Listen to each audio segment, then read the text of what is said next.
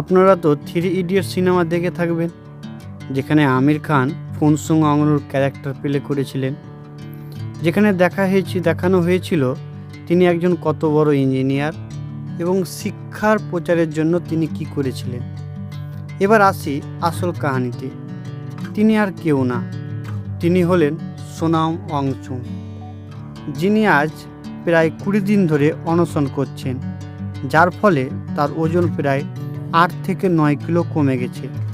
চলেন এবার তার সম্বন্ধে আর একটু গভীরে জানি। তার গ্রামে কোনো স্কুল ছিল না বলে 9 বছর বয়স পর্যন্ত তিনি কোনো স্কুলে যাননি।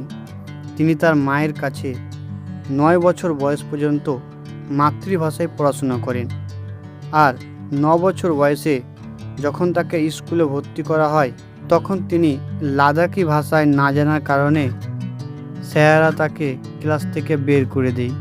এই অপমান সহ্য করতে না পেরে তিনি দিল্লি পালিয়ে যান। সেখানে গিয়ে একটি স্কুলের মাস্টারের কাছে কান্নাকাটি করে বলে, আমাকে ভর্তি নিন।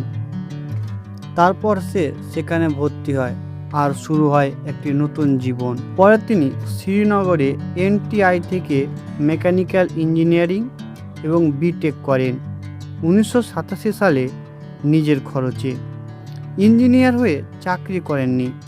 1988 সালে মাত্র 22 বছর বয়সে 5 বন্ধুকে নিয়ে তৈরি করেন SECMOL, student educational and culture movement of Ladakh. কেন জানেন? তখন লাদাখে 95% ছাত্র ফেল করত, কারণ বই ছিল দিল্লির, ভাষা ছিল ইংরেজি, লাদাখের সাথে কোনো সম্পর্ক ছিল না। তখন তিনি শুরু করলেন অপারেশন নিউ হোপ 1994 সালে। তারপর যেখানে ছাত্রছাত্রী মাত্র 5% পাস করত, সেখানে পাস করলো 75%, যা একটা ইতিহাস হয়ে গেল। এবার শুনুন তার আবিষ্কার, যা সারা বিশ্বকে তাক লাগিয়ে দিয়েছে।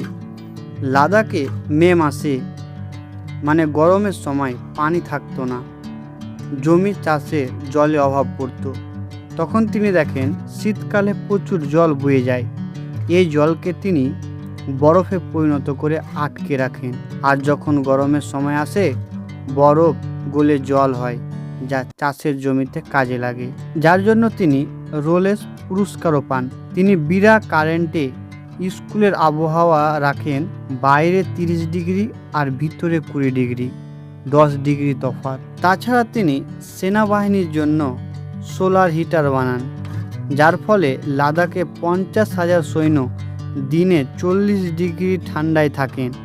আর ওই হিটার দিনের বেলায় সূর্যের আলো শোষণ করে, রাতের বেলায় সেনাবাহিনীকে গরমে রাখে, যাকে 3 ইডিয়ট সিনেমার চরিত্রে দেখানো হয়েছে। কিন্তু দুঃখের বিষয় কি জানেন? আমির খান একটি ইন্টারভিউতে বলেছেন তিনি নাকি জানতেনই না এই সিনেমাটি তাকে অনুসরণ করে বানানো হয়েছে। তিনি আজ 20 দিন ধরে অনশন করছেন, যার ফলে দিল্লির হাইকোর্ট নির্দেশ দিয়েছেন তার অবস্থা যদি খারাপ হয় তাকে যেন জোর করে খাওয়ানো হয়। তার সাথে বড় বড় নেতা ও তারকারা দেখা করেছেন, কিন্তু তিনি অনশন ছাড়েননি। 20 জুলাই সংসদ ভবন পর্যন্ত পথযাত্রার ডাক দিয়েছেন শিক্ষামন্ত্রী পদত্যাগের জন্য।